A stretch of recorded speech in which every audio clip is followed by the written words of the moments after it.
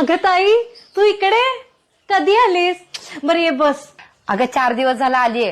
तुझं लग्न ठरलंय असं कळलं. म्हंटल मग जाता जाता तुला भेटून जाऊयात. अगं लग्नाला अजून 6 महिने आहेत ग. पण पत्रिकेचं म्हणशील तर टॉप क्वालिटीची पत्रिका असेल, एकदम फुल डेकोरेटिव्ह आणि इतकी मोठी असेल की लोक फक्त पानं पलटत बसतील. डेकोरेटरचं म्हणशील तर टॉप क्वालिटीचा डेकोरेटर मी हायर केलाय. आणि पुढे जेवणाचा विषय येतो. मल्टिपल क्युझिन्स असतील माझ्या लग्नात. जे पाहिजे ते जेवण मिळेल लोकांना.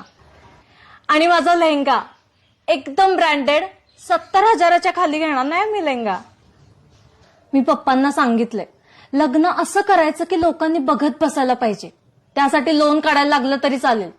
लग्न एकदाच होतं ग, हाऊस काय पुन्हा पुन्हा होते होय. तुझे वडील क्लार्क आहेत ना? नाही, तुझा काय दोष नाही यात. तुझ्यासारख्या कितीतरी मुलींचं हल्ली हेच आहे की लग्न ब्रँडेड झालं पाहिजे. तुम्ही आत्ताची पिढी ना असण्यापेक्षा दिखाव्याला लय महत्व देता.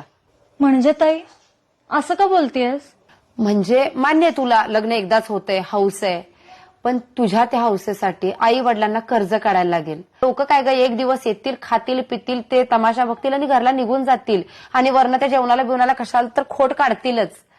लग्न ब्रँडेड करून दाखवण्यापेक्षा संसार ब्रँडेड करून दाखव. कारण लग्न ब्रँडेड करून कितीतरी डिवोर्स झालेतच की ग. नातं टिकवण्यासाठी खर्च किती केलाय हे महत्वाचं ठरत नाही, तर तू किती मनानं ते नातं ऍक्सेप्ट केलंयस हे महत्वाचं असते.